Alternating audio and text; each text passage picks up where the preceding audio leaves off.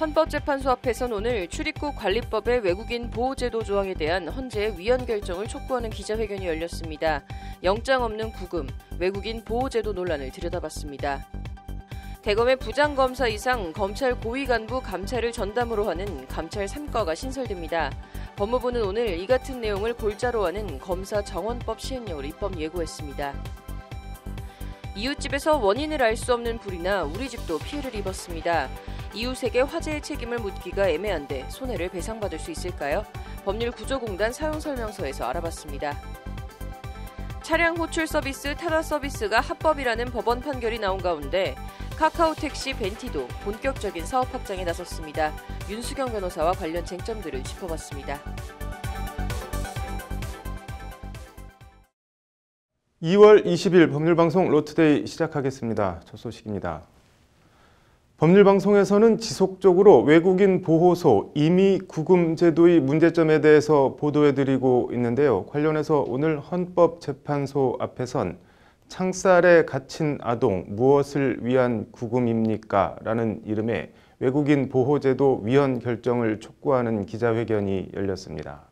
창살에 갇힌 아동, 어떤 사연일까요?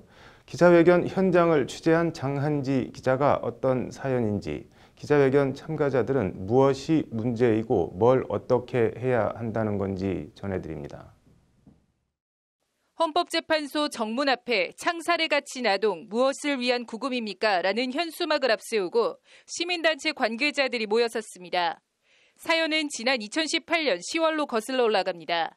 구체적으로 나라와 입국 경위를 밝힐 순 없지만 본국의 박해를 피해 우리나라에 어렵사리 들어온 당시 17살 청소년 A가 있습니다.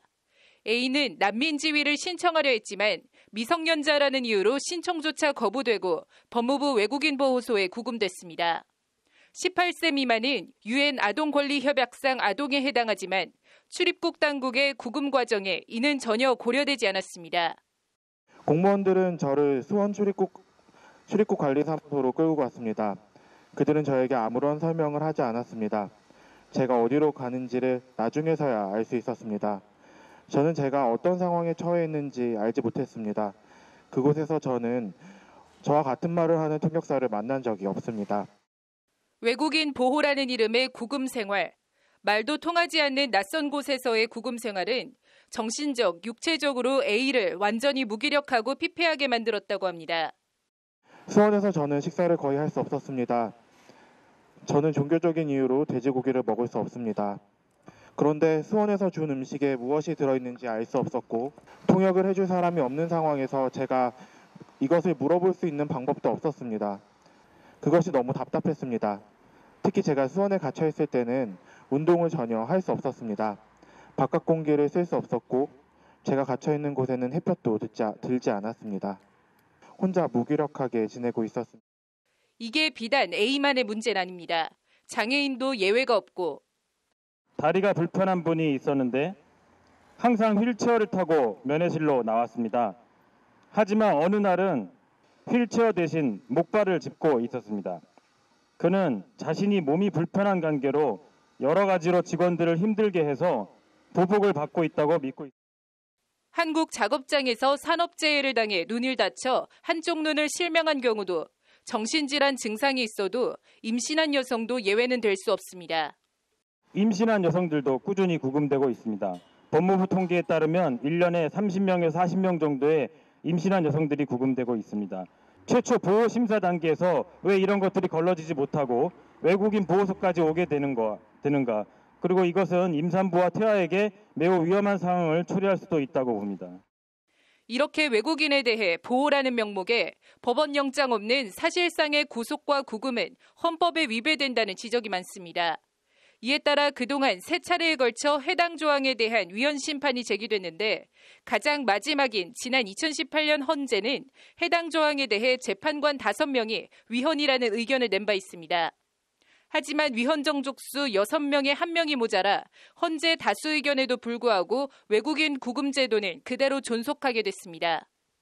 문제는 과반수의 헌법재판관이 위헌이라고 판단했음에도 아직까지도 이 제도가 남아있다는 것입니다. 이러한 이유에서 당사자는 위헌적인 법률에 의해서 구금이 되었고 지금도 수많은 이주민들이 구금되어 있습니다.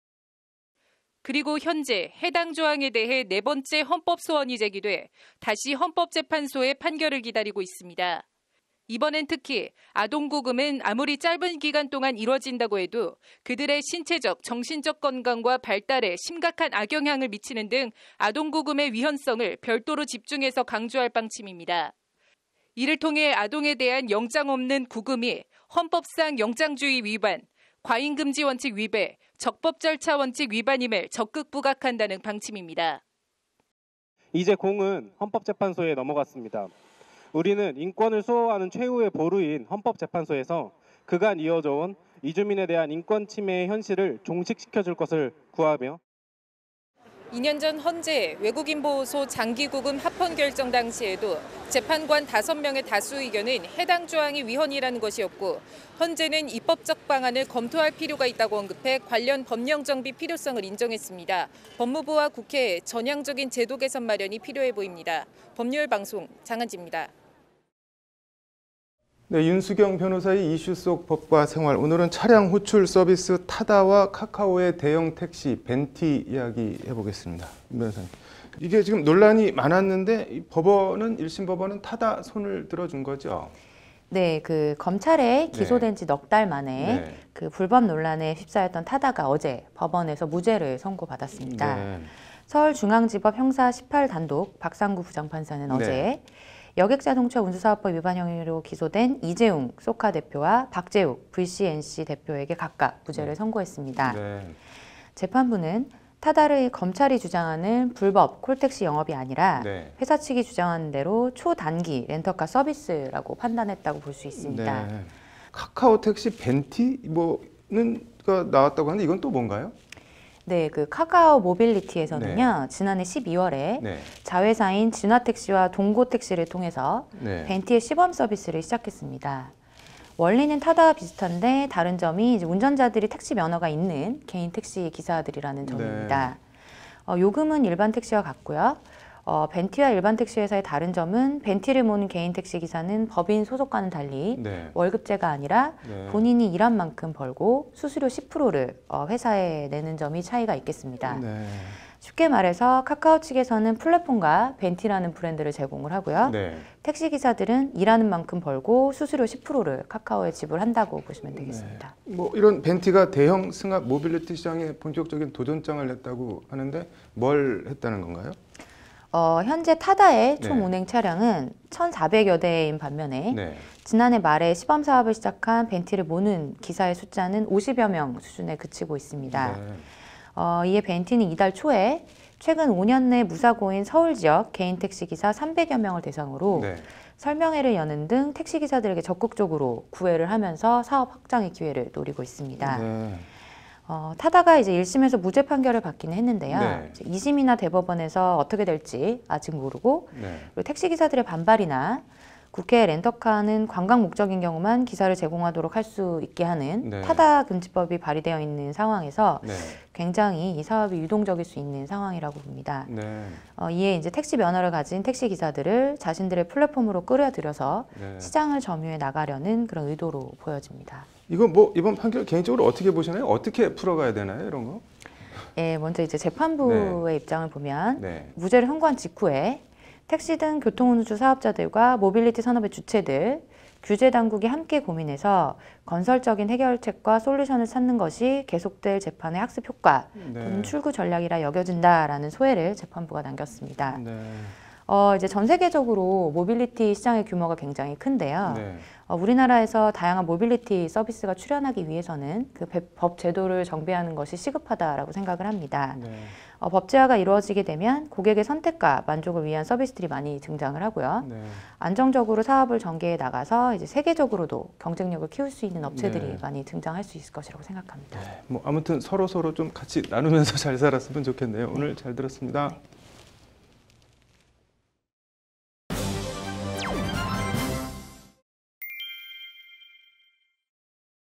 네, 옆집에서 원인을 알 수 없는 불이 나서 우리 집까지 피해를 입었습니다. 배상이나 보상을 받을 수 있을까요? 법률구정공단 사용설명서 신세아 기자와 얘기해 보겠습니다. 심니다. 일단 사연부터 좀 들어볼까요?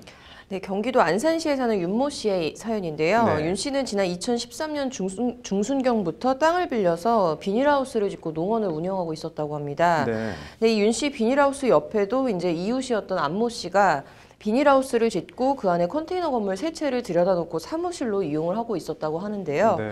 이제 그렇게 이웃으로 지내던 이제 2016년 1월 이제 이웃 안 씨의 비닐하우스 내 컨테이너에서 화재가 발생했습니다. 네. 그래서 불이 이제 윤 씨의 비닐하우스로까지 옮겨 붙으면서 네. 그 윤 씨 비닐하우스 내부에 뭐 집기나 비품 등 1,600만 원 상당의 재산 피해를 봤습니다. 네, 뭐 화재 원인을 전혀 밝혀내지 못한 모양이네요. 네, 안산 소방서에 따르면은 네. 이제 안씨 비닐하우스 내 냉온수위에서 불이 시작됐을 가능성을 염두에 두고 조사를 벌였었는데요. 네. 이제 뭐 합선 흔적 등이나 뭐 이런 것들이 발견되지 않았다 보니까 이제 네. 화재는 원인 불명으로 처리가 됐습니다. 이게 뭐 화재가 원인 불명이든 뭐든 피해를 봤으면은 뭐 어떤 식으로든 저 보상을 받아야 되는 거 아닌가요? 네, 그게 좀 애매한 측면이 있습니다. 네. 당연히 이제 배상을 받아야 되긴 하는데 네. 문제는 이제 이런 경우에 이웃 안 씨가 불법이나 뭐 위법한 행위를 했다 이런 이제 명확한 물증이 없다 보니까 네. 이제 안 씨에게 손해배상 책임을 이제 묻기가 조금 애매하다, 어렵다 네. 이런 경우가 있는 건데요. 네. 쉽게 말해서 이제 이웃 안 씨도 나도 피해자다, 내가 네. 무슨 잘못을 했냐 뭐 이렇게 나올 경우에 이제 당신이 이런 잘못을 해서 나한테 배상을 해야 한다 이렇게 주장을 하기가 좀 이제 까다롭다 이런 문제가 있습니다. 네, 뭐 법률 구조공단 도움을 받아서 소송을 한 모양인데 재판은 어떻게 진행이 됐나요? 일단 우리 민법 758조 제1항에서는 이제 컨테이너, 비닐하우스 같은 공작물의 설치, 보존하자로 타인이 손해를 입었을 경우 공작물 점유자의 손해배상 책임을 규정하고 있습니다. 네. 그래서 이에 공단은 결과적으로 공작물 점유자이자 관리자인 안 씨가 컨테이너 관리를 제대로 하지 않아 윤 씨가 네. 피해를 본 것이므로 손해배상 책임이 있다라는 취지로 주장을 했습니다. 네. 근데 안 씨는 이제 예상대로 자신에게는 이제 화재 발생 책임이 전혀 없으니 배상 책임도 없다라고 이렇게 맞섰습니다. 네. 뭐 법원 판결은 어떻게 나왔나요? 이제 법원은 피해자 윤 씨의 손을 들어줬습니다. 네. 이제 화재가 발생하지 않도록 미연에 관리할 의무가 있는데 이를 소홀히 해 불이 났으니 손해배상 책임이 인정된다라는 것이 법원 판단인데요. 네. 이제 법원은 안 씨가 뭐 전원 차단기를 내리지 않고 퇴근한 점, 그리고 이제 컨테이너가 공터에 인접해 있다 보니까 제3자가 들어와서 불을 낼 가능성이 있는데도 네. 출입문을 잠그지 않았던 점, 그리고 화재 경보 장치를 설치하지 않았던 점 이런 것들을 들어서 이같이 네. 판결을 했습니다. 네. 네, 법원은 다만 이제 안 씨가 뭐 중대한 과실을 저질렀다라고 보기는 어렵다라고 판단을 해서 네. 손해배상 책임을 50%로 제한을 해서 800만 원을 배상하라라고 판결을 했습니다. 네. 네, 관련해서 이번 소송을 맡았던 김민기 법률구조공단 공익법무관은 화재 원인이 명확하지 않더라도 손해배상 책임이 있으니 화재가 발생하거나 확산되지 않도록 평소에 관리 책임을 다해야 한다라고 강조했습니다. 네. 뭐 말한 대로 미리미리 조심하는 게 최고인 것 같네요. 오늘 잘 들었습니다. 네, 다음 소식입니다. 추미애 법무부 장관이 검찰에 대한 감찰권을 적극 행사하겠다는 뜻을 밝힌 가운데 대검의 부장검사 이상 고위 검찰 간부 감찰을 전담하는 감찰 3과가 새로 만들어집니다. 앵커 브리핑입니다. 20일 법무부에 따르면 법무부는 검찰 고위 간부 비위 감찰을 전담하는 임시 조직인 대검 특별감찰단을 정규 조직으로 바꾼 뒤 이를 대검 감찰 3부로 전환하는 내용을 골자로 하는 검사정원법 시행령 개정안을 입법 예고했습니다. 특별감찰단은 넥슨 공짜주식 진경준 전 검사장과 스폰서 검사 김영준 전 부장검사 비리 사건이 잇따라 터져나오자 지난 2016년 10월 부장검사 이상 검찰 고위 간부의 비위 감찰을 위해 대검의 임시조직으로 신설됐습니다. 이후 3년 4개월 동안 계속 임시조직으로 운영돼 왔는데 이번 시행령 개정안이 국무회의에서 통과되면 정식 직제에 있는 조직으로 전환되는 겁니다. 감찰 1, 2, 3과를 지휘하는 대검 감찰부장은 검사장급으로 대검 다른 부장들과는 달리 검찰 내부 인사가 아닌 외부 공모로 임명되는데 지난 10월 임명된 현 한동수 감찰부장은 검사가 아닌 판사 출신으로 조국 전 장관이 퇴임 직전 임명한 인사입니다. 그리고 감찰 3과장으로 가게 될 연수원 30기 허정수 특별감찰단장과 32기 전윤경 특감단 팀장은 모두 지난달 23일 검찰 중간간부 인사에서 새로 보임된 검사들입니다. 특히 전윤경 팀장은 조국 전 장관이 꾸렸던 법무검찰개혁위원회에 현직 부장검사 출신으로 참여했던 이력을 갖고 있습니다.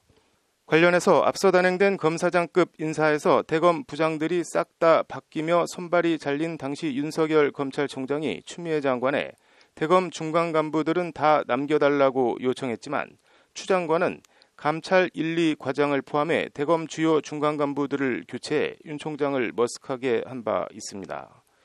결과적으로 검사들 감찰 업무를 수행하는 감찰부장과 감찰 1, 2, 3 과장이 모두 조국, 추미애, 전현 법무장관의 의중이 반영된 인사들로 꾸려졌고 특히 검찰 고위간부 감찰을 담당할 조직을 임시 직제에서 정규 직제로 편성해 힘을 실어줬습니다. 시쳇말로 이른바 빅픽처의 밑그림은 일단 그려진 모양새입니다. 관련해서 앞서 한동수 감찰부장은 지난해 10월 24일 발표한 검찰 자체 감찰 강화 방안에서 조 전 장관 일가 수사 과정에서 제기된 인권 침해 논란과 관련해 새로운 사실이나 증거 자료가 수집되면 감찰권이 작동할 수 있다고 밝힌 바 있습니다. 나아가 추미애 법무부 장관도 최강욱 청와대 공직기강 비서관 기소를 둘러싼 이성윤 서울중앙지검장 패싱 논란에 대해 있을 수 없는 일이라고 크게 화를 내며 감찰을 시사한 바 있습니다. 최후의 지휘 감독권자인 법무부의 감찰권 행사, 사무 지시, 인사 관여 등의 권한이 있는데 검찰이 아직까지 이걸 실감 있게 받아들이는 분위기가 아닌 것 같다. 지난 3일 법무부에서 열린 법무검찰개혁위원회 회의에 참석한 추미애 장관이 한 말입니다. 검사장과 부장검사 인사를 통해 검사 인사권이 누구에게 있음을 확실히 보여준 추 장관이 이번에는 장관의 최후의 감찰권이 있음을 실감시키려는 분위기입니다. 비위나 인권침해 수사에 대한 감찰은 100번, 1000번 환영할 일입니다. 다만 혹시라도 정권을 불편하게 한 수사 검사들에 대한 보복이나 공소장 비공개나 수사, 기소, 주체 분리 등에 반대하는 검사들을 찍어 누르려는 검사 길들이기로 보여지지 않게 운영의 묘를 잘 살렸으면 하는 바람입니다. 앵커 브리핑입니다. 네, 오늘 준비한 소식은 여기까지입니다. 시청해 주셔서 감사합니다.